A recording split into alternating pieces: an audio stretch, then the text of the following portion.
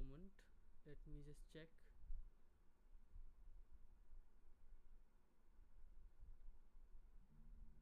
Not yet.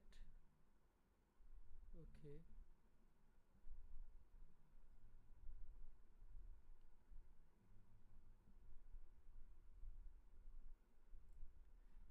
It says we are live, but let me just check.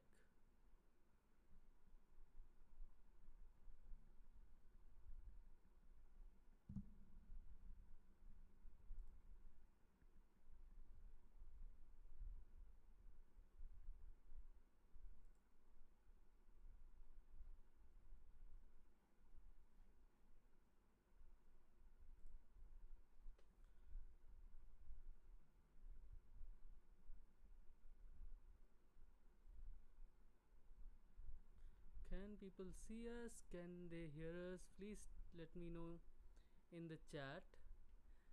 अगर आप मुझे देख पा रहे हैं, सुन पा रहे हैं.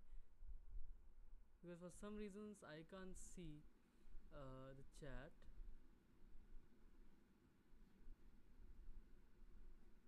Okay, I think we are live.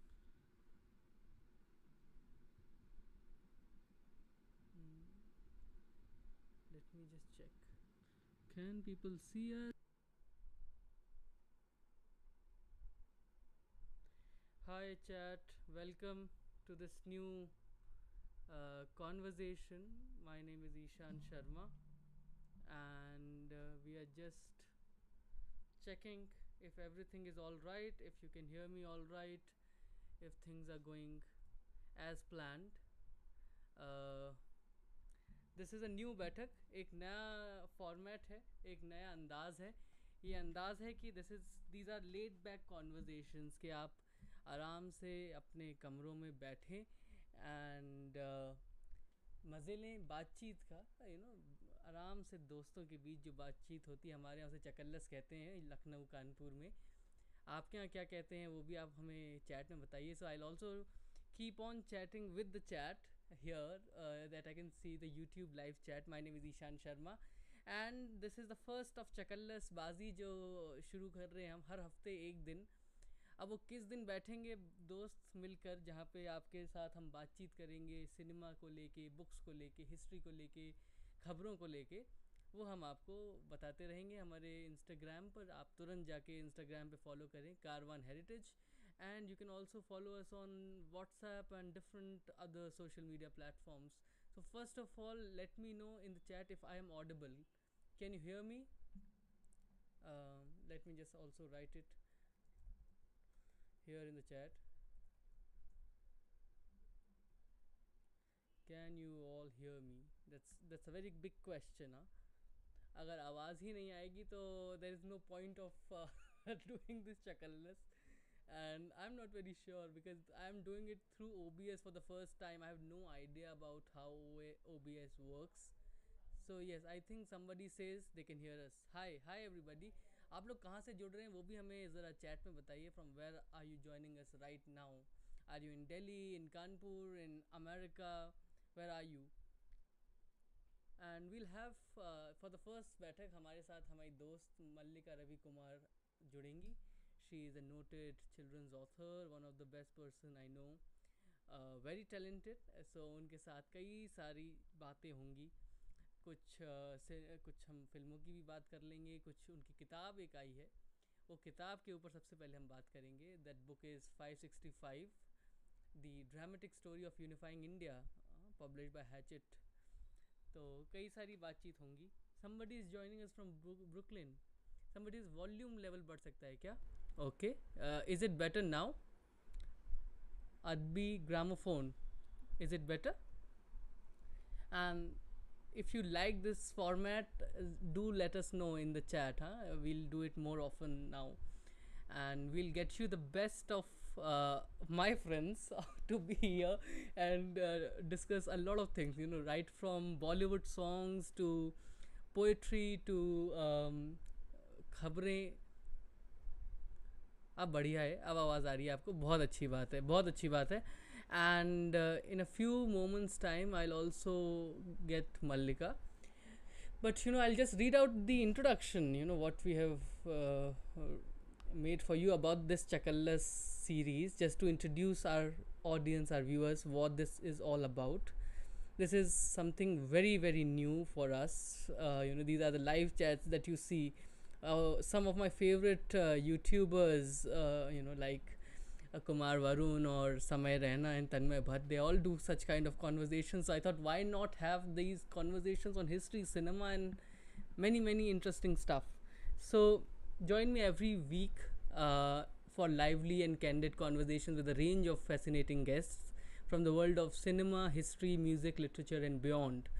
From intriguing discussions on historical events to deep dives into the magic of cinema, music, and books, Chakallas will be your go to for insightful yet relaxed chats.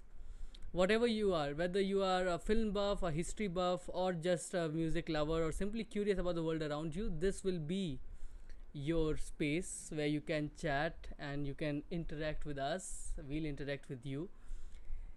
Sunshine कह रहे हैं sir Pushpesh sir को वापस बुलाओ कभी उनकी book के ऊपर. बिल्कुल, ऑन 14 अक्टूबर 14 अक्टूबर को दिल्ली में इंडिया हैबिटेट सेंटर में एक बहुत ही शानदार हम जलसा कर रहे हैं for his book on Delhi street foods. हाँ, दिल्ली फूड हिस्ट्री पे जो उनकी किताब आ रही है उसके ऊपर एक बिल्कुल एक पूरा सेशन है, एक पूरी दास्तान गोई है.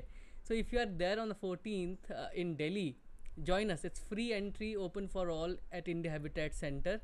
इंडिया हैबिटेट सेंटर में जो स्टाइन ऑडिटोरियम है उसके नीचे अंडरग्राउंड एक ऑडिटोरियम है जिसको कहते हैं the theatre.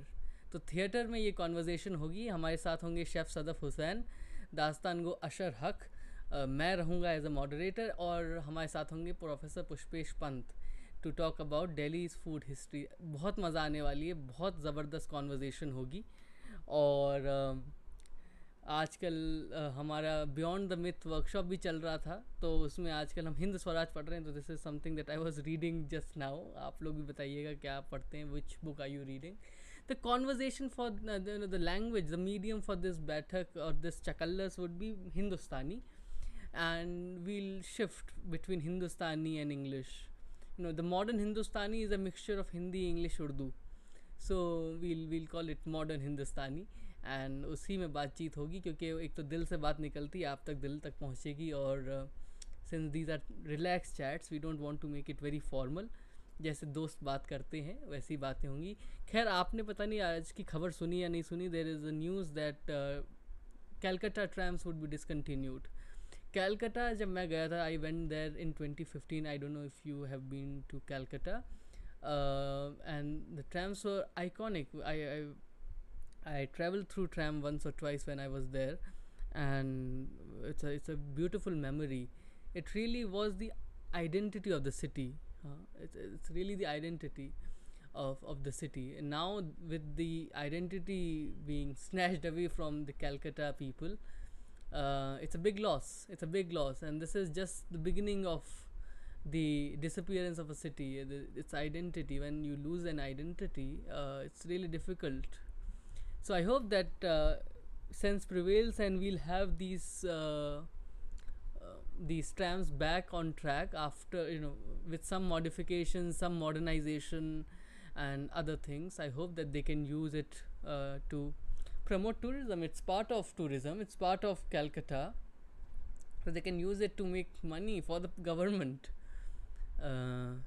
Somebody is reading William Dalrymple's Golden Road. I also have a copy of the Golden Road with me here. This is my makeup bag. I do have a makeup bag. Maybe one day we can talk about the skin routine and the other routines that we all follow. One has to, because I travel a lot, so sometimes I have to be very cautious. This is the book, William Dalrymple's The Golden Road. Brilliant book. I'm just reading through the first few chapters. I went to this Sunday. I went to the Daryaganj book market, the Sunday book market, which is the best book market in India, where you get the cheapest of books, the rarest of books, very accessible to all of you. I got 3 books, 3 interesting books. Haven't gone through the books yet, but I'll just show you. This is a book in Hindi, Ajeezan by Pawan Kumar Singh. I didn't know about the book that ये भी कोई किताब exist करती है. Interesting है, रोम की तस्वीर लगाई है. अजीज़न बाई कानपुर की एक कोर्टजान थी एक तवायफ थी कानपुर की जिन्होंने फ्रीडम फाइट में हिस्सा लिया था, और उनकी स्टोरी बहुत समय तक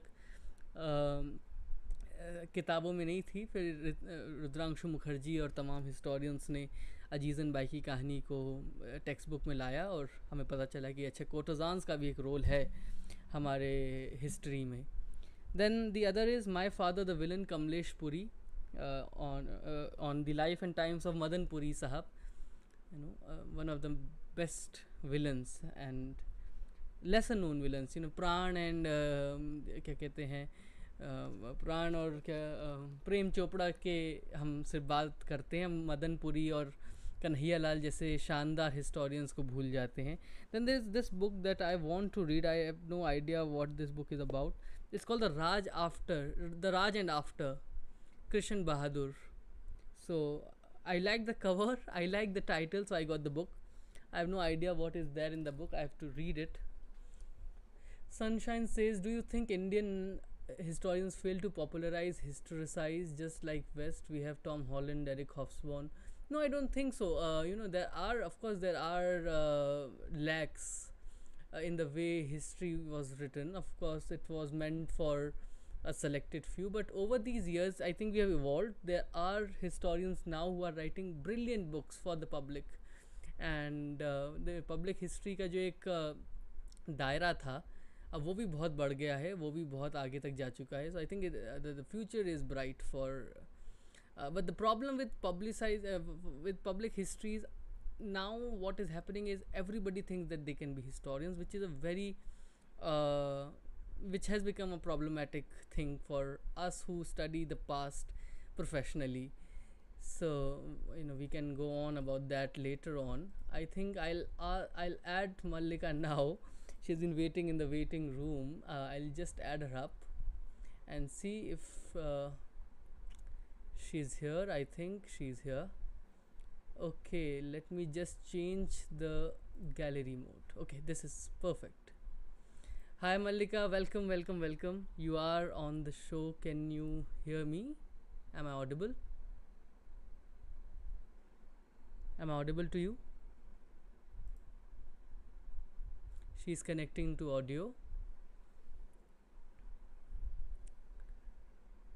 Mallika, can you hear me? Yes. Hi, Ishan. Can you hear me as well? Yes, I can hear you. I can hear you perfectly, and you are live on YouTube. Welcome to Chakallas. You are the first guest. Oh, wow. That's fantastic. Thank you so much. It's such an honor to be here. I've been seeing your rise over the last few years from the time you were a student and this beautiful community of history lovers and cinema lovers that you're creating. Really, really wonderful efforts. Thank you so much, Mallika. Acha, chat, please tell me if we are audible to you, because I don't know, this OBS setting is really dangerous and difficult for me to understand, and I think I made a mess. I don't know if you can hear Mallika. Let us know in the chat. By the way, this is the book that she recently published. It's called 565, The Dramatic Story of Unifying India, and it's published by Hatchet Publication, which I think does really good works on history and otherwise. I've only read non-fiction. I don't know why. Hatchet should send me some fiction if they publish fiction. Yeah, they publish a lot of fiction as well. I've Yeah. only read non-fiction, sadly. So the Hatchet team, if you are listening to it, please, you have my address already. Send me some good fiction books. I'm now reading fiction. I've stopped reading non-fiction since I just read this book called Days at the Morisaki Bookshop. It's a Japanese book, I think. So okay, a lot of people have joined. Vidya, Margaret, Okay. Tanvi, Adab Kisarai, which is Ashar Bhai, Rajiv. Hi everybody.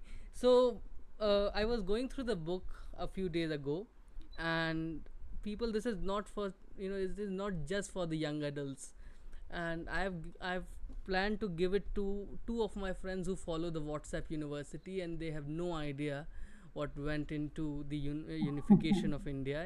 The technicalities, what they call the jargons. So you have a portion called decoding jargons in the book, which I love, Yes. because it is such an important thing in a book, because we use some terms so casually, because we have the Right. training, we have read books, we know what it means, but for a Yeah. general Yeah. audience, um, Yes. a word like accession is Yeah. so casually used when we talk about unifying India. It was accession to the Indian Union of these many Right. princely Right. states. Even princely state, for that matter, is a word that not many Correct. people understand. And I think in Yes. that Yes. decoding jargon, annexation and no accession is the first word that you kind of decode and you kind of explain. Yeah. So first of all, tell Yes. me, why did you think of writing about unifying India, or this topic uh, in 2024? Okay, so actually, Ishan, the process was actually very organic. Few years ago, there was a Government of India project of it was called National Virtual Libraries of India. The Department of Science का एक project था where they were trying to gather archival material from All India Radio, from the National Museum, from various sources, and put it out as a virtual experience, virtual museum online. And I applied for as a content writer for the virtual website on Sardar Patel, not knowing knowing the website is actually on. It's called sardarpatel.ndli.in, which is a Government of India website about Sardar Patel's life and legacy. तो वहाँ पे जब research करते वक्त I was travelling it's anecdotal thing but I was in Ahmedabad. I wanted to know where exactly his office was because he worked for a long time in Ahmedabad. And I was in the area, but I didn't have the exact address. And I was asking people, Sardar Patel ka office yahin kahin hai? And one or two of them just looked at me blankly. And then one person turned around and said, Kaun Sardar Patel? It came as a shock to me, because I was reading so much about him and what he had done. And in his backyard, somebody was, I hadn't heard of his name. So I thought, I should do something about taking the story to a larger audience, not because in the academic circle, history circles, a lot of people do know about this. It's not that I have unearthed something that nobody has heard of, but lay people, taking the story to a larger audience. That is when the seed was actually planted, and I then started a small blog. I would call some neighborhood children कि बच्चों को मैं कहानी सुनाऊंगी सरदार पटेल के बारे में on 31st October, which was his birth anniversary.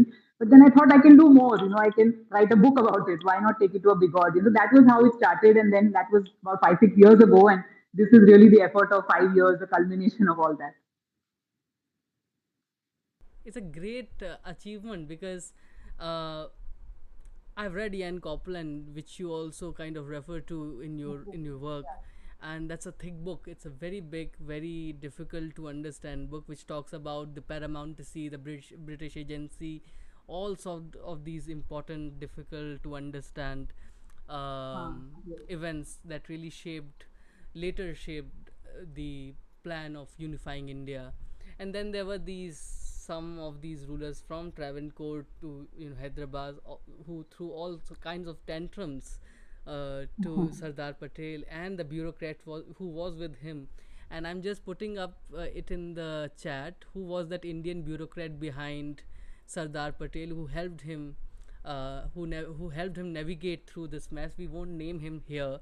So all of you You who can are ask them listening as to a us, question. Let's see how many people know the answer. yeah, because people only, I think this is also a problem with history and history writing, Mallika. I don't know if you'll agree with me or not on this, but we are always leader centric. We always think that these are the leaders who kind of make all the changes, but we forget that they also work in a system where there are different machineries working with them, to because they are fed information by bureaucrats. It's a bureaucratic system. And there was Yeah, this yeah. man who kind of really mm, constructed the whole plan, orchestrated the whole plan with and without Patel. At times he was without Patel in different princely states, talking to the Nawabs and the kings directly. um, ये किसने बोला है? मुझे लग रहा है आवाज़ break हो रहा है, प्लीज़ बताएं आप लोग अगर आवाज़ ब्रेक हो रहा है दोस्तों. But uh, you, in the beginning, in the prologue, you mentioned that it is not a chronological account. One can start from whichever chapter they want, and these are all standalone chapters. That is, they can pick out any chapter, and then that is the reason why there are repetitions in some बिल्कुल. parts, because you have to really go back and forth, which is a Yes. difficult kind of narrative, because when you look at a book you think it would be a linear narrative, but it's not. True, Nabab. It's a non-linear बिल्कुल. narrative.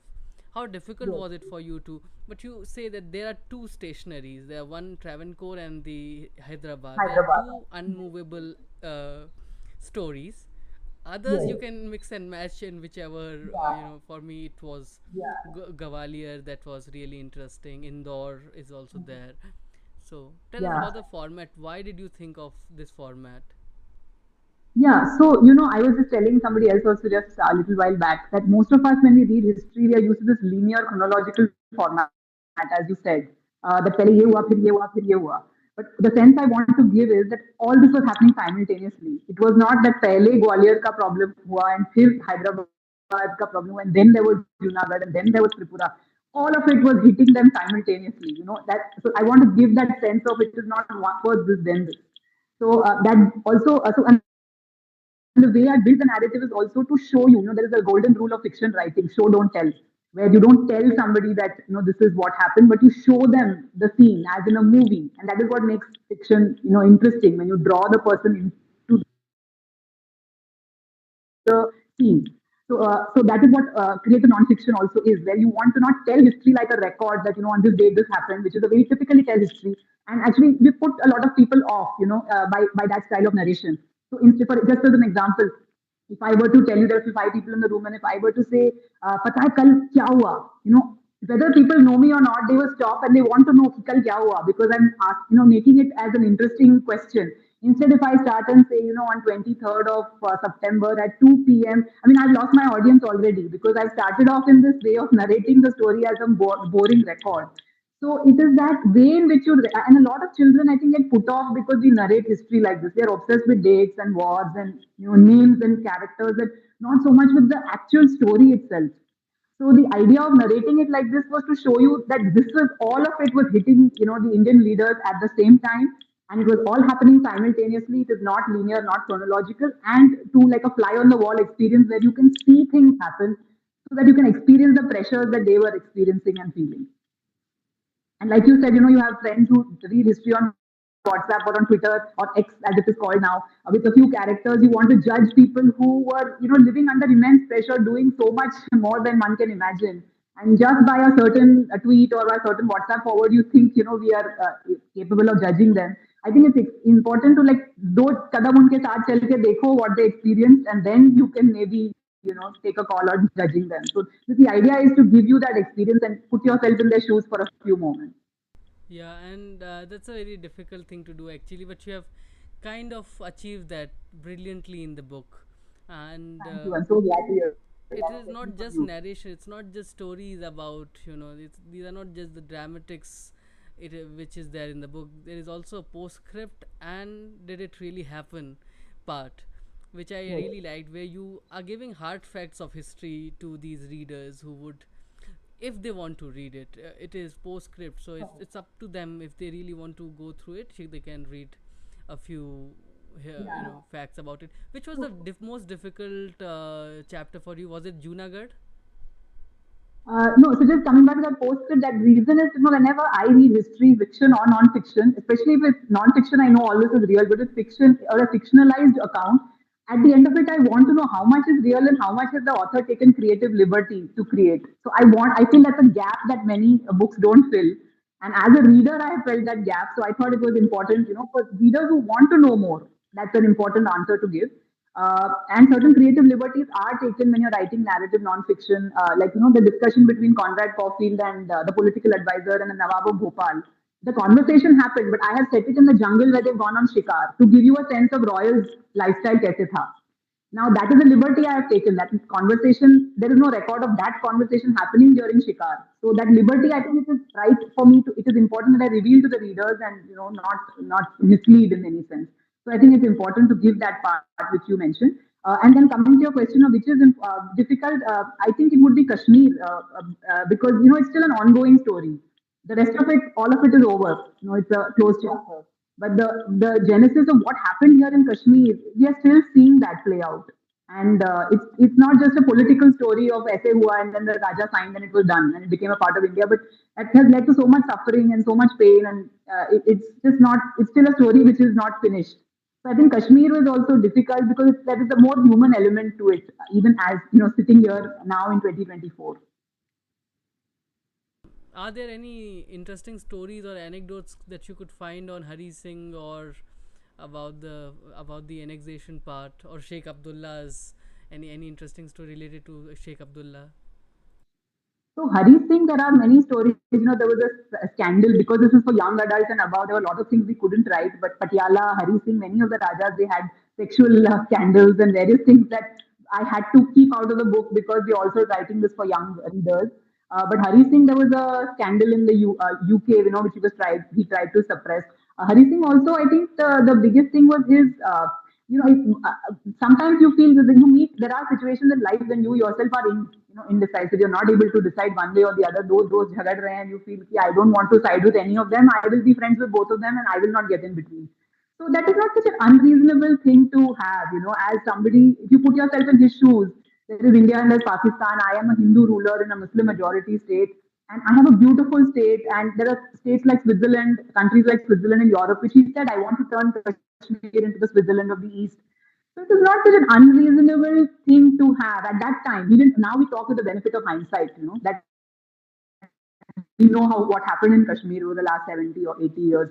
But he didn't have the benefit of India and Pakistan. He couldn't get along. He couldn't see eye to eye with the Muslim League and Jinnah, and he couldn't see eye to eye with Nehru and the Congress. So he thought, let me just stay neutral. There are other examples like Switzerland. I can also manage to stay neutral.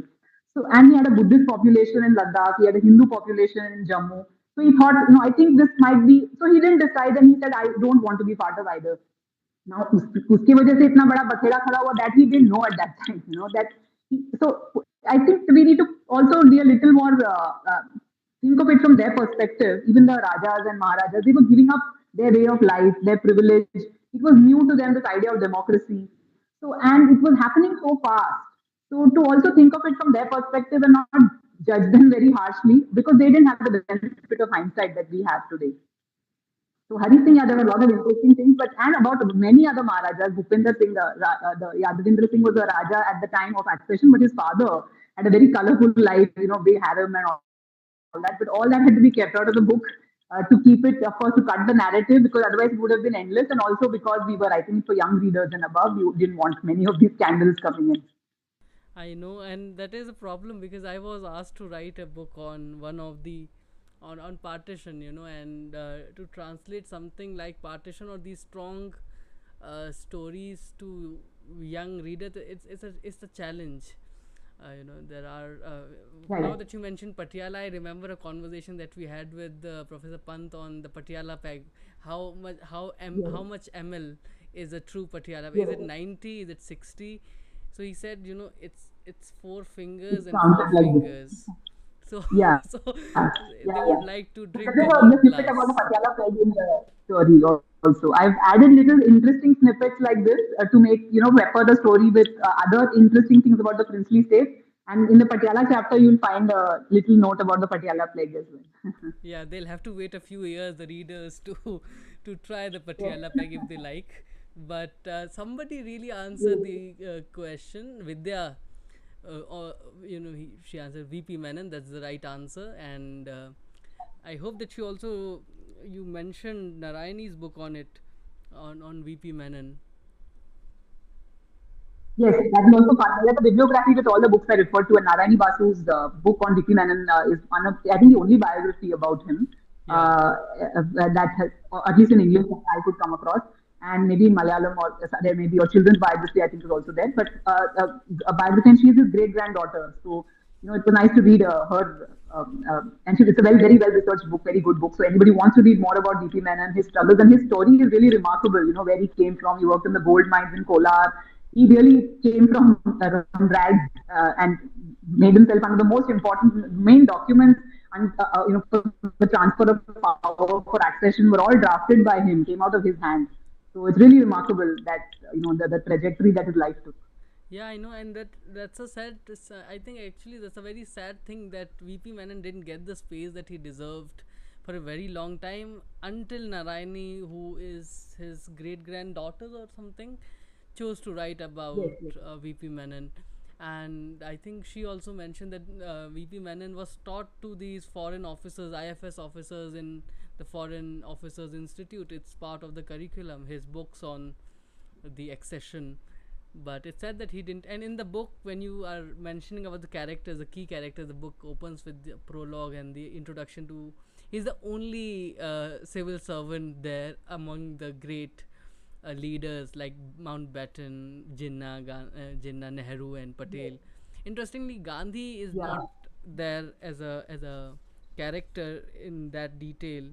Also, because I think he passed away in Gandhi 48, does, but yes. No, no, Gandhi.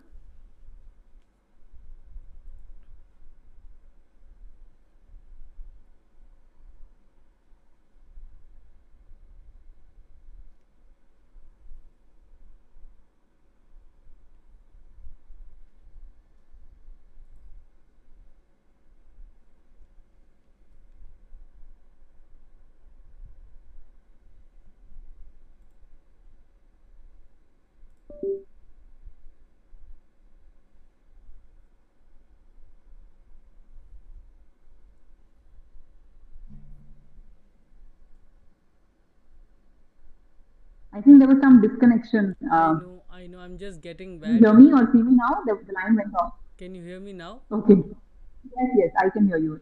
Apologies for that, people. My internet decided to give up. Now we are back. Now we are back, and I have connected through Yes. my mobile data, so there won't be any problem, hopefully. And people who are there, I'm just writing a chat to them. Sorry, we are back now. We were talking about Gandhi, so you were saying that Gandhi on Gandhi's role. Yeah, so Gandhi does appear in some of the chapters. In Hyderabad, he's there. In Kashmir, he's there. In there, also in one of the others. But he's not a central figure in the saga of accession. So he doesn't appear as a principal character in the story. But he is definitely he plays a role and does have conversations with Patel and Nehru, and he goes to Kashmir, and so he does appear, but he's not a principal figure in the story. Yeah, and The that's a principal good thing figures are also. Sardar Patel and Bhupti Menon, That and of course Nehru and Mountbatten, and then all the other Rajas and their divans and all of them. Yeah, I think that's a very good thing that Gandhi takes a backseat for now in this book at least, and you focus on really VP Menon's role and also the role of Nawabs and the kings, who are Yeah, often yeah. seen as enemies in popular understanding because they didn't agree to kind of come to this political union called India, which was being it is a union of state, and people don't realize that these are states who came on their own and joined this. Tell us about how Yes, yes. you got around the Junagadh chapter, because when we were studying Junagadh, it's such a complex history because there were so many events happening in Junagadh. It was first the Wazir who kind of decided that he would write one article in the newspaper, and then the Nawab went away to Pakistan to meet Jinnah, and by that Yes. time the accession happens here, and then he's stranded there in Pakistan. All those events. How did you kind of summarize Yeah, them for Junagadh is children? definitely a very dramatic chapter because it is one of the only states which actually acceded to Pakistan. It signed, so the rulers were all given a choice: join India, join Pakistan, or declare yourself independent. So legitimately, these were the three choices which they had. Now, in many cases, the choice was simple because the states were so small, they would not have survived on their own. So they naturally acceded to India or Pakistan, depending on where they were located, their population, demography, etc. But in some cases, it so happened that the people were either Hindu majority or Muslim majority, and the ruler belonged to the other religion. So, for example, in Kashmir, Kashmir was a Muslim majority, and Jammu and Kashmir was a Muslim majority in terms of population, but the ruler was a Hindu. Junagadh was the exact mirror image of that, where the people it was a Hindu majority state with a Muslim Nawab. So these sort of states there were a little more. The decisions were not always easy for the rulers to make, and the British had left it to the rulers. So the ruler had to decide. So the Nawab of Junagadh, the Indian side constantly kept reaching out to him, and he kept saying, "Yes, we will accede to India." He had a constitutional advisor who actually went to Delhi, met Menon, and said, "Yes, I've advised the Nawab to accede to India." So nobody expected this to happen, and suddenly, and so there was back channel talk happening between the Diwan of Junagadh, who was Shahnawaz Bhutto, who is Benazir Bhutto's grandfather, He was a diwan of Junagadh at that time. He was in talks with Jinnah, and Jinnah had said, Junagadh, although it has no land connectivity with Pakistan, we are connected by the sea, and Verawal port is not very far from Karachi, so we will take care of you. The promises were made, and till 15th August there was nothing on this. And the day after that, Sardar Patel and Menon actually find out from a newspaper that Junagadh has joined Pakistan. So it came as a big shock to them, and it created a lot of tumult in that area because people were leaving, and there was a parallel government which was formed by some of the Congress leaders. So there was a lot of chaos going on, and the Nawab actually fled in the middle of all that. He packed his bags and he left. And there's this dramatic story of he had a lot of dogs. So he even had a state holiday declared for the marriage of wedding of his dogs. So he was a big dog lover, which actually the Gir National Park today forest has is the only place of lions that lions remain, and that is because he loved animals. So although we paint him as this despotic figure who ran and didn't put make up his mind and made the wrong decision and all that, the lions of Gujarat today are really, we should be grateful to him because he preserved these forests and he had a love for animals. So there is always another side. I am generally not in favor of stories that paint the hero with great, glorious colors and paint the villain like some horrible despotic. There is always another side. It is really for us to flip the coin. Even like in the Indian tradition, for example, Ramayana and stories like the Mahabharata, even our greatest villains, Ravan was known to be a great bhakt, a great Veena player, and so on. Or there is a good side to Karna that you can see. He was very great. He was a person who would never say no when somebody asked him something. He's very generous. So I think a good story is when you see the other side. You see the negative side to the hero, and you see the positive side to the anti-hero, and that is what builds the tension in a good story. And when we paint these rulers as these despotic, evil people who are anti-India, we miss that. We miss the human element, which made them uncertain. They had their own fears. So I think that is what I hope to have brought out through the story, through the book, No, to that's a see it as a very human story and not as only a record of yeah. bland events. No, that's a very important thing. I also want to talk about Baroda because I studied in Baroda, and even Baroda had its fair share of drama involved when they were kind of merging with Pratap Singh Gaikwad, doing his own stuff, and then the demand for the United States of Kathiawar, and he being the prime minister of that to lead the United States of Kathiawar, which didn't really happen, and it became Bombay state for the longest time till the 61. I think it was Bombay state, and then Gujarat became a Yeah, state. Um, separately. how Yeah. was the research for that? What kind of research went into researching about Pratap Singh Gaikwad? So in the end of the book, I have given a state-wise bibliography of all the states what I had to read. So there are thankfully about most of these royal families, about the rulers. There are biographies, there are records, there are letters. So all the correspondence in the transfer of power volumes, in I think 1970s or 60s, they were all made public. So the letters between the rulers and the viceroy, the letters that they wrote to the British administration, and then Sardar Patel's correspondence in 10 volumes by Durga Das, and Nehru's correspondence. He wrote copious amounts of letters and he corresponded with everything. So the correspondence actually is a rich source of all the material when you're researching for something. That was, I think, the backbone. And then, of course, there is Menon's book because Menon talks about all these states in his integration of states. And biographies about the rulers. So all this you had to go through all this material to then form a story and then weave it in a way that is dramatized slightly to make it look like a theater sort of thing. So yeah, all of that was interesting. Baroda, Menon actually says Baroda was the first to sign. So and in many internet sources you find that Baroda was the first to sign. But then you also read all this correspondence where the viceroy called Pratap Singh and said, you told me you will sign, but you haven't actually signed. So you don't really know. Many states, if you look up online, many of these princely states says, their Maharaja was the first to sign. So one never knows. That's very true, and it's a gap that you are filling here with when you say things were happening simultaneously. You pick and choose whichever narrative you feel is more valid. All of them are correct in their own ways because there was no real time updates of who was joining when. So in Yeah, that sense, there is an absence of data. So I think they all are correct in their own ways. So I think this is a brilliant book for those who are interested in it because there are so many stories, and we have just talked about two or three of them. And even in if you go through the Travancore, it's not just about the state or the princely state.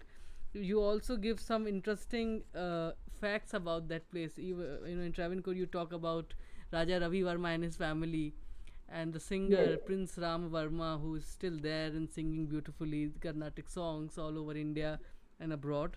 You mentioned his name, and I was shocked to see Martand Verma's mention also in the chapter.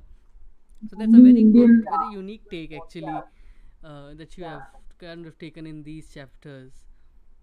Yeah. So Travancore also was very interesting, one because it has out of all the states, it is the only state which followed this matrilineal system where the throne doesn't pass from father to son, but from the ruler to his sister's son. So that was the pattern. And there is also this British interest that you see, that Viceroy Mountbatten, on the one hand, he has promised Sardar to bring in all the states. So that was again very interesting. My son asked me after reading the book, he said, why is Mountbatten helping India? Why, he has to be neutral.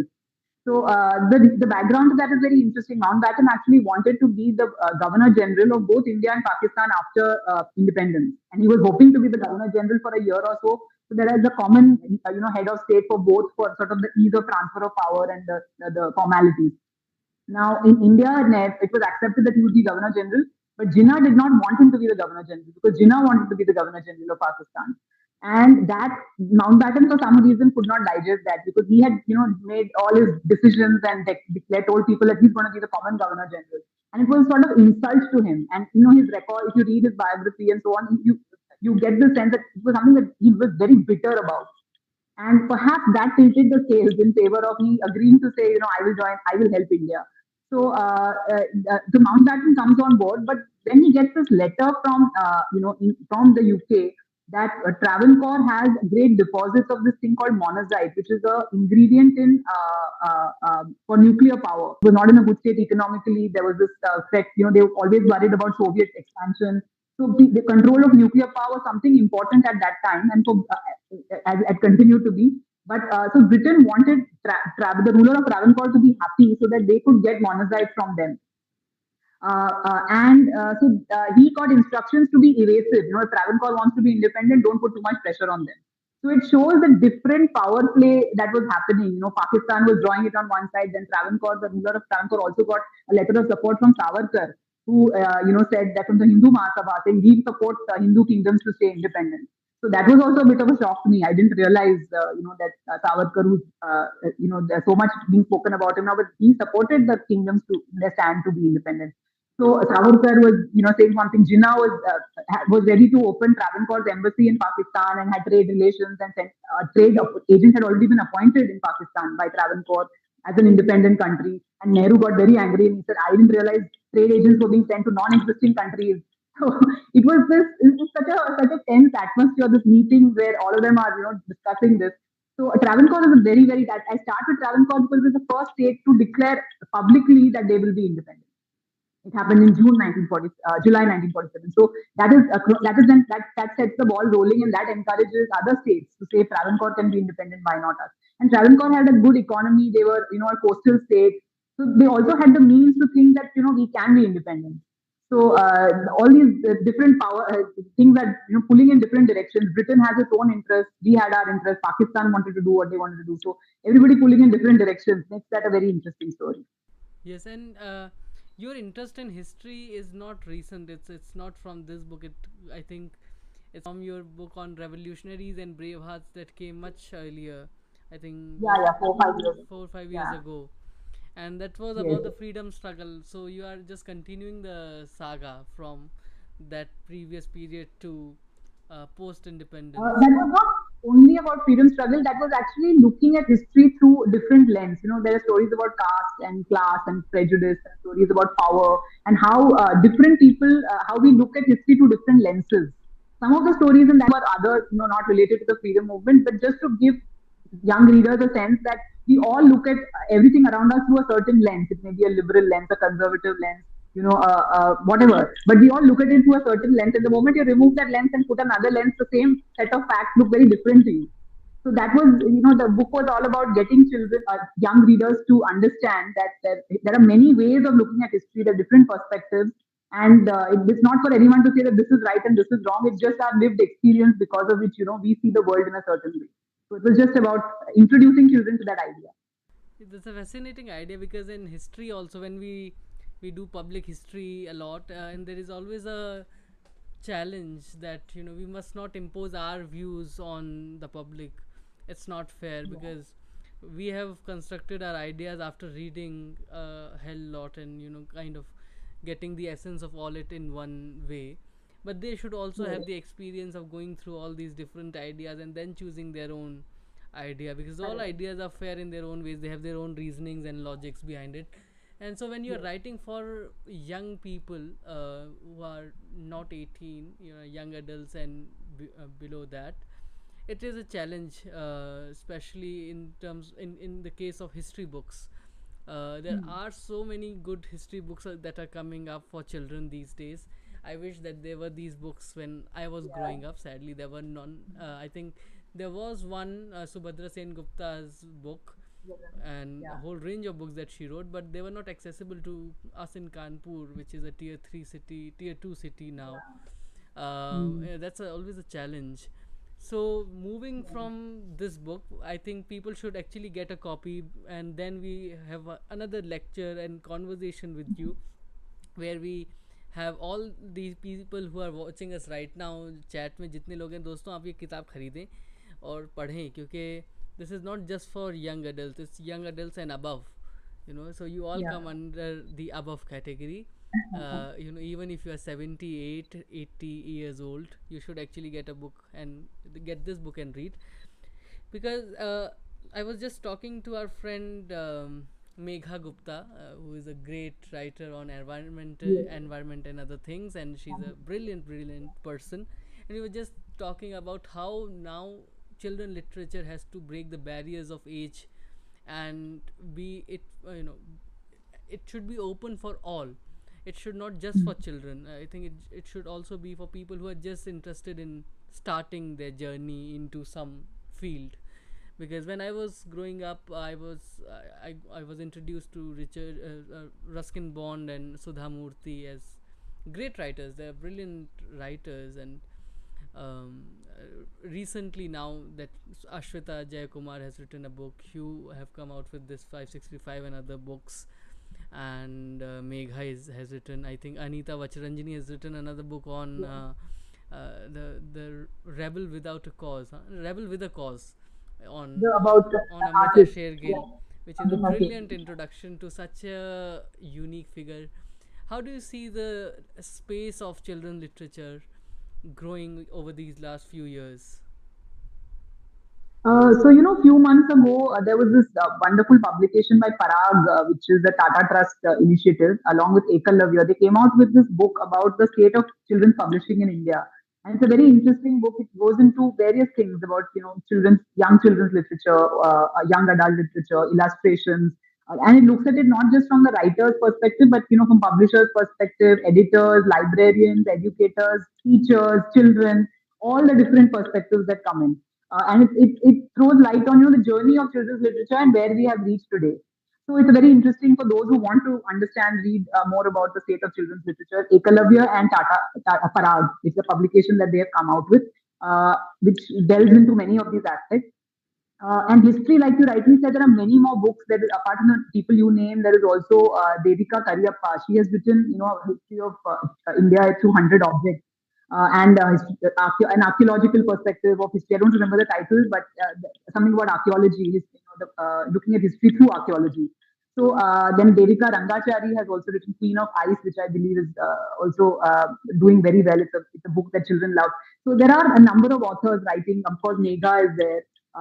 So there are people writing about history. When we grew up and I grew up, I had only the textbooks and I had Amar Chitra Katha, so which introduced you to a way of certain narrative, certain way of history. But stories about kings mainly, kings and people like you said, leaders.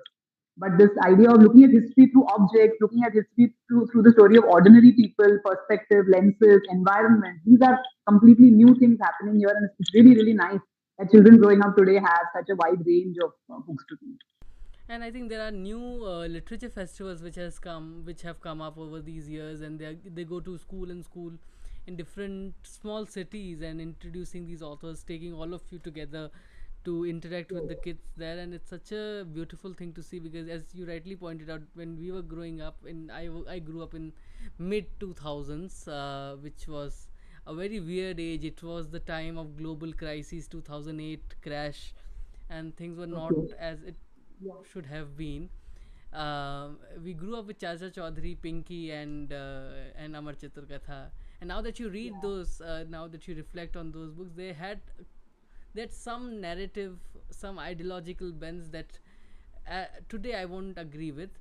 But Yes. when we were reading it, we didn't have Definitely. that kind of reflection. Yeah.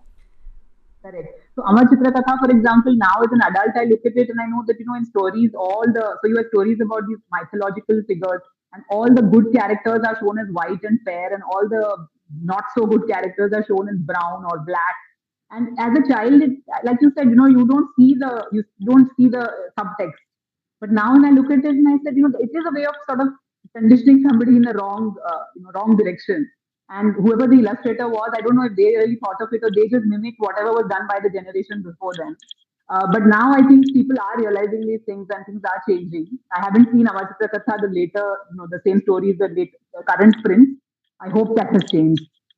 I hope, because it was saddening to see the kind of books that they released a few years ago. I was following them very closely because they work a lot on mythology and history, but then they blur the line between mythology and history, which is dangerous for young Yeah. people to. They have to really make a difference between what is mythology, what is history. But I think they'll get their own lenses with time, and now that you all have written such great books, they'll understand what really history is. And over these years, I think Amar Chitra Karta has also lost its popularity. It was in those times when libraries were still there in schools, people would have a library period. I remember going to Yeah. library and sitting there for 1 hour compulsorily every day and read books. That was the only way. Now with laptop, iPads, and other things, I think the reading habit is also going down the hill, sadly. um, I hope that there might be new ways to introduce. I just found out two more books. The Gutsy Girl Who Led India. One would have not thought of this book, Oh, Elena Singh's okay. book, when I was growing up. And then H Okay. for Heritage on Mumbai. Fiona Fernandez's brilliant Okay. work on Mumbai's Yeah, no, history. yeah, yeah, yeah. She's a brilliant editor, writer, and her books are really very, very good.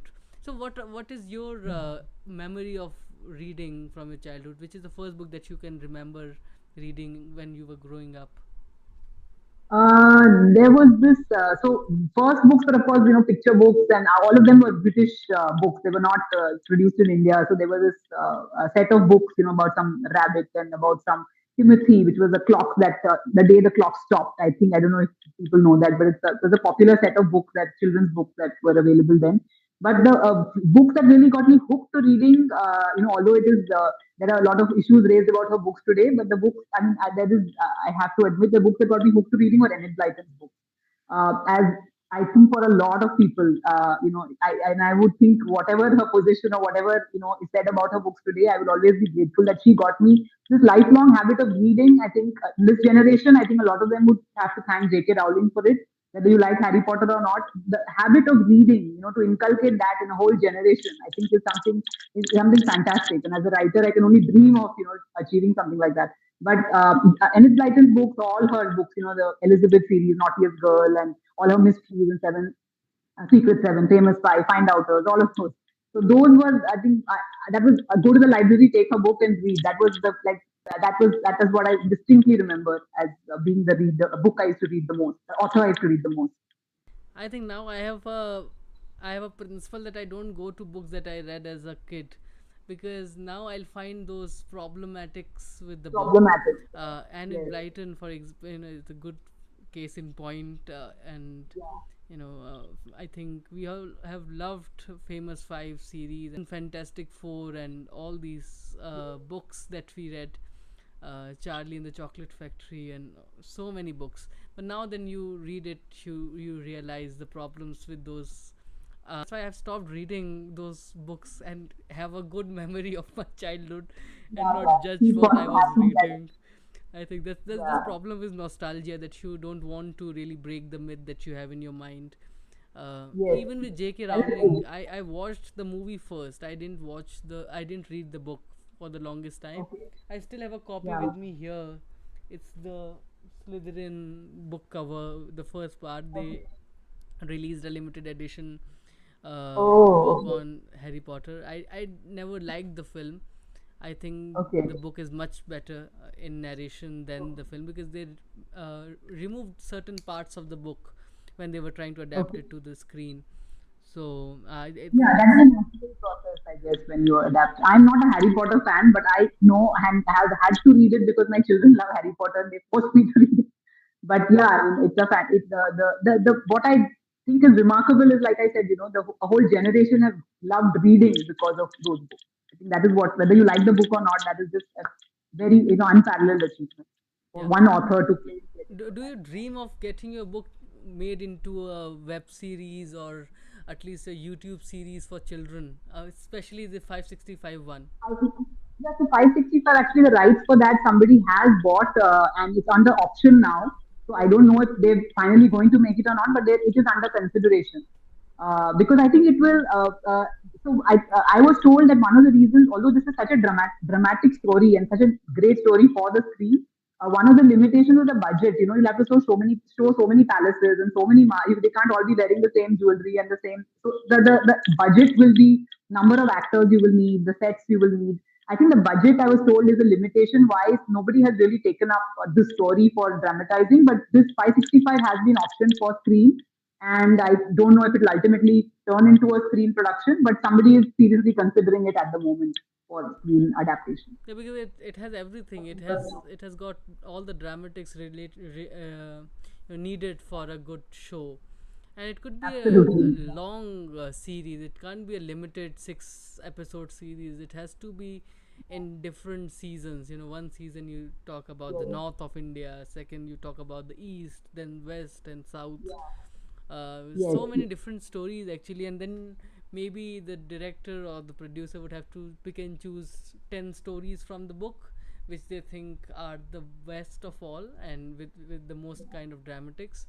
There are some states which I think really uh, played hard to get when they were thinking, especially Hyderabad, for example, and the Nawab of Yeah. Hyderabad, who was the richest man Yeah. in the world, Nizam of Hyderabad, who was the richest man at Yes. one Yes. time with his great palace here, and the Hyderabad house in Delhi. I don't know how many of you have seen Hyderabad house. It is now the government government guest house. It's just next to India Gate, which he made, I think, when the deliberations on the Constituent Assembly were going on, and all those things. But tell us if you have any anecdotes about the Nizam and his idea of a nation. So Nizam was a very curious character. He was so wealthy. He was so fabulously wealthy. There are records of cars parked under his palace, which were covered with these canvas sheets, and they were full of gold biscuits. That, I mean, it is ridiculous to even think of some cars just gathering dust filled with gold biscuits. And he was so fabulously wealthy, like you said. He was considered to be one of the richest people in the world. But if all the descriptions that you read about him, where he dressed in tatters, his furniture was his room was a mess. He would wear the flip flop sort of chappals and walk around. So you don't get the impression of this regal person who has so much wealth. He was actually a poet, so he would keep composing poetry. I've also tried to capture these quirky parts of his character. He was also interested in Unani medicine. He was always saying something about mixing some potions and medicines for people in the palace who have fallen sick. So he was a very oddball sort of character. So, and he was, again, led astray by, I think, by Rajvi and, by Jinnah, who promised the moon to him that, if you stay independent, we can, achieve various things, and you don't need to join India and so on. So I think he was misled, and he was this oldish man, this quirky character who was not able to decide. So again, a very interesting character, and this contradiction of somebody who's so fabulously wealthy but who dresses like he has no money. That makes him very, very strange, actually. Why he was like that, no idea. But all the descriptions that I found of him, he's dressed in tatters, he's walking around with flip flops. face cap had, it was all worn out, and the upholstery of the sofa was worn out. So you don't understand why he's living like this. Yes, interesting character, and I think Kohinoor and other precious gems were from Golconda Hyderabad one. and his empire. He was the richest man. Why don't I think he wanted to just Yeah, look simple, not like our Ambani Sahab, who would like to show the grandeur that he can host. Humility is there in Nizam. so, no, actually, a lot of these rulers, they had some. So, for example, we don't relate to it today, but a lot of it, their lives revolved around prestige. They wanted people to think that they are, these powerful people. So, for example, I don't remember which ruler it was, but after 1857, the reason the rulers actually, a lot of them supported the British during the revolt, the first war of independence. And that is why, Britain stopped annexing their territories and entered into this treaty of paramountcy with them.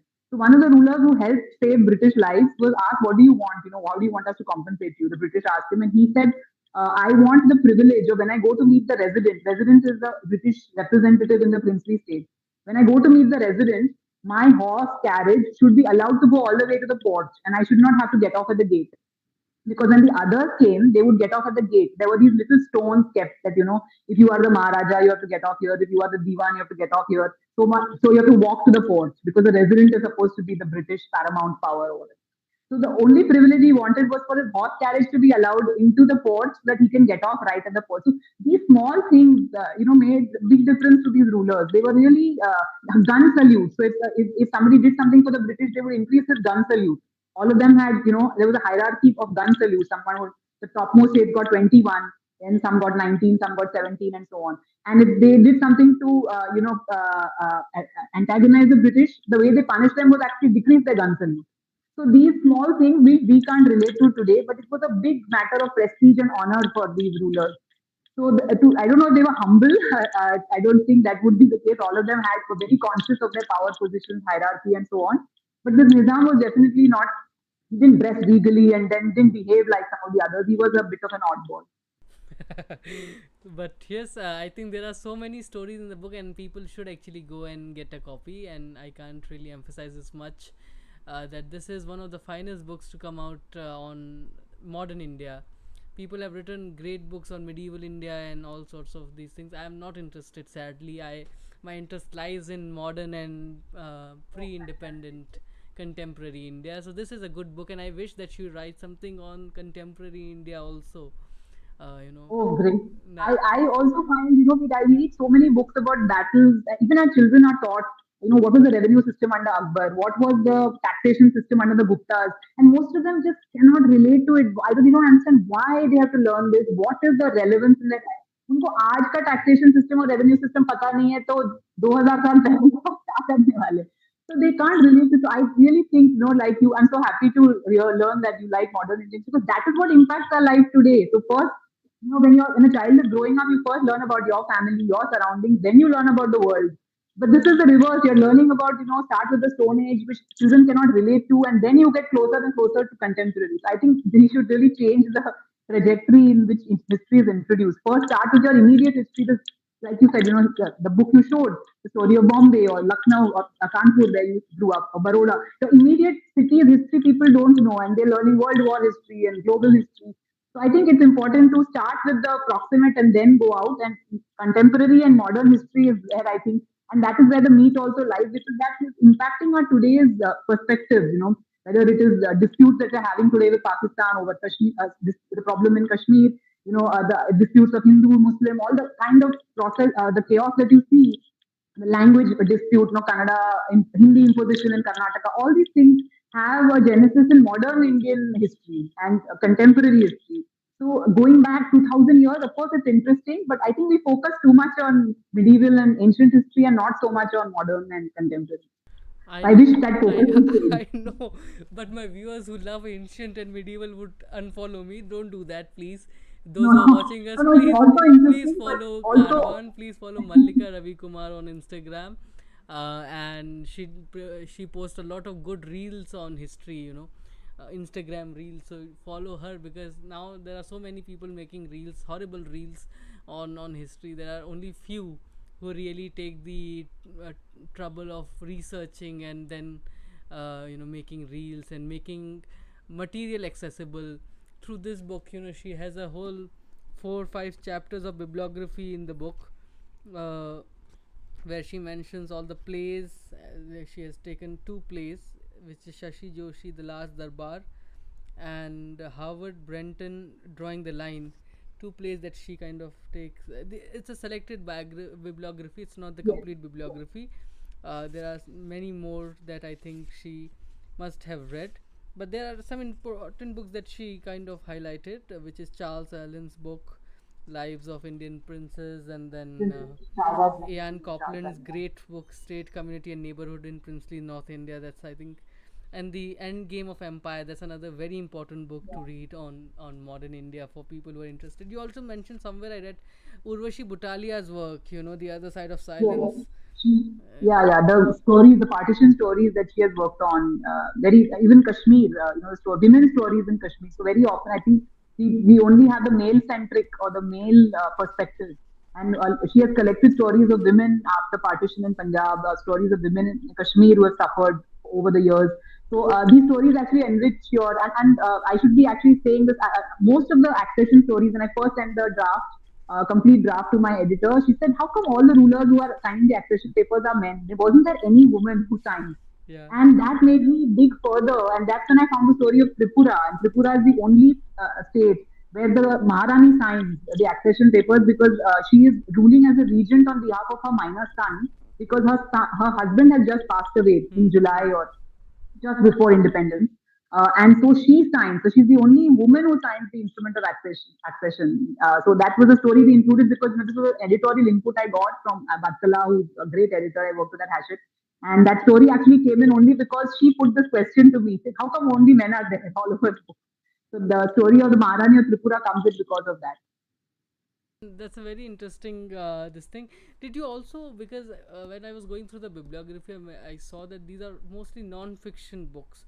Did you also refer to some fiction book, like there is a good trilogy by Manpreet Sodhi Someshwar on Kashmir, Hyderabad, and Delhi, but that's post-partition. But did you also read some fiction to get the narrative? I no, I actually more all the I don't think there's any fiction in my bibliography. It's all non-fiction because I was writing non-fiction. I think I wanted to make sure that whatever I'm saying has a source, and much of it, I try to also corroborate. Some places that I've not been able to corroborate, I've said that this is the only source that mentions this meeting and nothing else. For example, Bikaner is a very interesting story where even today Pakistan maintains that the boundary line was altered. The reason Mountbatten delayed the publishing of the boundary award, so the boundary award was ready by 13th August and he published it on 17th August because he didn't want it to sully the Independence Day celebrations. Apparently, that is the reason he gave.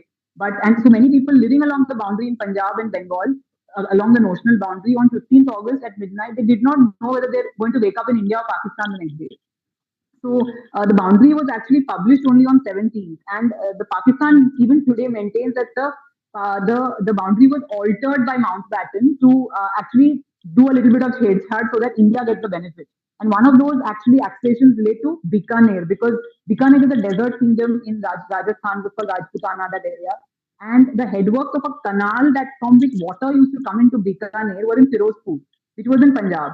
And it was not clear whether Firozpur would go to India or Pakistan in the boundary award. And the Diwan of Bikaner with K.M. Panikkar and the Maharaja actually go and meet Viceroy Mountbatten. They keep repeatedly send messages saying if Firozpur is given to Pakistan, Bikaner cannot be in India because we cannot have the source of our water in Pakistan, especially as a desert kingdom. We don't have any other water. So the allegation is, and actually Radcliffe, who was the person drawing the boundary line, his secretary actually writes, Christopher Beaumont, he leaves an account to an interview that he says that Menon actually came to meet him at night and Viceroy Mountbatten calls Radcliffe for a lunch. And in that lunch, he influences Radcliffe to change the boundary award to give Firozpur to India. And Firozpur is actually given to India in the boundary award. And Pakistan alleges that that was because pressure was put on it. But Beaumont's account is the only account which says that. And of course, he was the one who opened the door and Menon came and invited Radcliffe. So he was the only person there. So, of course, Menon makes no mention of this meeting. So we don't know if this was a fabrication or something that Beaumont is saying, and there is no other corroboration. So I have in my so in the end of the chapter, I've said that this is what Beaumont said, but we don't have any corroboration. So in many cases that happens in the sources. So I only tried to read only read non-fiction because I didn't want to add fiction and add more masala. The idea was to get as much authentic information as possible. But you mentioned one interesting book. That's the Dominic Lapia's book, Freedom at Yes, Midnight. That's a yes, complete that is a masala kind of book. masaledar book. Yes, It's yeah, yeah, yeah, for historians. It's a no, it's a fiction book because it's yes, almost hearsays that rumors kind yeah, that found place, yeah, yeah. and Yes, there are yes, so many stories. Be it the Savarkar and Godse's story in the book, or is it about the Mahatma and Nehru and Edwina and so on and so forth. There are so many rumors that has become yeah, part of public history. I think yes. comes from this one book, Freedom at Midnight, and now Nikhil Advani is making it into a web series. Oh, is it? I'm very curious to see what stories he's picking out of the book because there's Yeah. all sorts of stories and it's I got from Freedom of Midnight as a source is, when Jinnah leaves India, Delhi and goes to Karachi, his flight, what he's doing on the flight. That was the only book I got. So in the Punjab chapter, people are dying below and Jinnah's flying over them. And that scene I got, that's just that one bit of information from Freedom of Midnight. So I had to put it in the bibliography. Of he is quite oblivious to what is happening, the carnage below. And he's reading newspapers which are all praising, Jinnah is going to, Pakistan is going to be founded and so on, and hailing him as a hero. So this to build this contrast, it was very dramatic to know that this is what was happening, flying over this carnage and reading newspapers, whereas people are dying below. Just that is the only thing I've taken from that book. But because I had taken that from the book, I had to put it in the bibliography.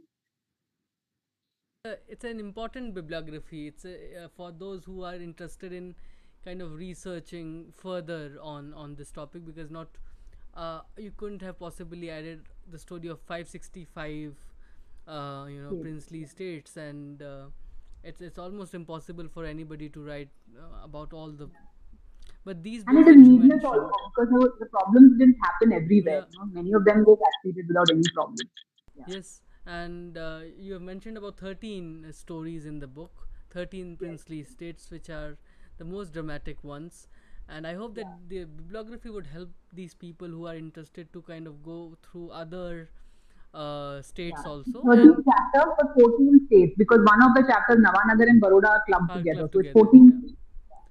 So I have mentioned the link to buy this book in the live chat. People जो आप लोग हमें सुन रहे हैं, please click on that link. It's the Amazon link. As much as I hate Amazon and I ask people not to buy through Amazon and go to the bookstores and support local businesses, I would ask you to kind of check it out here and find this book in your nearest bookstores because it is available everywhere. Thanks to the good marketing and outreach of Hatchet that they reach out to most of the bookstores in India. If you can find this book in your nearest bookstore, buy it. Otherwise, buy it from Amazon, where you'll also get a good discount, hopefully. And you can always meet Mallika in. Are you in Bangalore right now, or are you in No, no, no, no. Bombay? I will be in Mumbai. I'll be in Delhi for the Bukaru festival, which is in November, which is a children's literature festival, and then in Jaipur. So Delhi and Jaipur. But I'm out basically from Mumbai, but currently I'm not. I'm not. I was in Bangalore for another lit fest where I think you saw some pictures from there. Yeah, but all those who read the book, including you, Ishan, especially you, because you have read so much history, I would love to have constructive feedback, what you like, what you dislike, including what you dislike, because that is what would help me improve for my later books. What was not clear, what was could have been written better. Very happy to have even critical feedback. So please, those of you who read the book, feel happy to reach out on Instagram and let me know. I'd be very happy to hear from you. Definitely, and I look forward to meeting you. I think you are not there when I am in Bombay in No, October. no, I'm not. Yeah, you're doing a heritage walk. Yes, but hopefully sometime I will do a Lucknow walk or something. I've never been to Lucknow. Always wanted to come. Please come to Yes. Lucknow. And this Chakallas Shabd, I think somebody objected in the chat why Okay. why we call this Chakallas because Chakallas is, uh, it's, Yeah. it's a conversation with friends where which includes a lot of abuses and friendly Understand. banters. Stanton. Uh, so that's Chakallas. But here in Kanpur, we usually use it for just casual bathaks. This was Uh, not a formal bathak. It was just informal chatting about the book, and we'll do yeah. many more Chakallas Bazi, as we call it here. So you can, people who are from Lucknow, they can agree to disagree with the name, but I found this name to be the best suited for But Lucknow and Kanpur have different have interpretations rivalry, of the because word. we believe, Kanpur walas believe, Lucknow have overshadowed our history. People only come to Okay. Lucknow, they think everything is Awadh, but Kanpur on the other hand never joined Awadh. It was never part of Okay. the Awadh princely state. It always remained as Kanpur, as a city. And As, that's as an identity of its own. and Yeah. and people come to Lucknow, they never visit Kanpur, but Kanpur is more important than Lucknow on 1857 grounds. It Right. was in Right. Kanpur where Bibi Ghar massacre happened, and it was the greatest tragedy for the British, where women and children were slaughtered by the Indian mutineers. So in that way, we all have this friendly Rivalry. rivalry with Lucknow walas. But I lead Lucknow walks. I can't say ill about them right now. They should come to the walk next week Saturday, and next week we'll have another guest with us, and we hope to have Mallika, you back with us for more No, conversations on cinema, on definitely. your other books which are there. And you should actually, people should also get of revolutionaries and brave hearts, the other Yes. book too, along with That this book. So read comes both by this sentence. book Yeah. together, people, because I was introduced to Mallika through that book on revolutionaries. um, I have to get the other 3 or 4 books also, which are already there in Amazon and other places. So all of you get these copies. Find Mallika whenever she is in your city for a book literature festival or book tour, and get your book signed and have some great conversations with her. Thank you so much, Mallika. Thank you so much, everybody, for joining in Thank for this you. first Chakallas Bazi. I'll be back with Thank you, more everyone. conversations very soon. Thank you, Ishan, for having me. Like I said, I've seen you grow over the years in this Karwaan heritage thing, and it's an honor to be, here with you, talking to you, where people, such great historians have been on this platform talking to you. So it's really a privilege. Thank you so much. Thank you so much, and thank you so much, everybody. As I always say before ending the live streams, keep reading, keep thinking, keep questioning. That's how you'll keep yourself sane in these insane times. Jai Samvidhan, Jai Bhim. Bye.